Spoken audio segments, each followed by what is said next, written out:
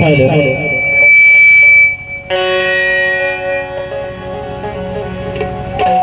Hello इदी हबी लड़के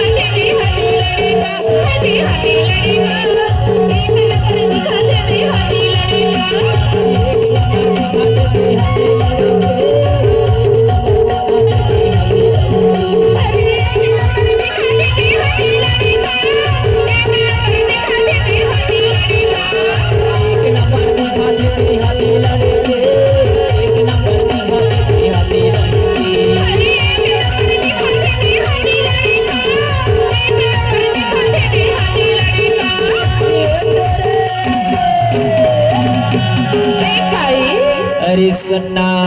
ले बताना का तेर लंबा लंबा बाल है भैया। आहा और तेर हिरने जैसे चाल कोई माँ और तेर गोरी गोरी गाल देख के ना अरे बगल वाले टूरा का कहते बताओ इदी हदी लड़की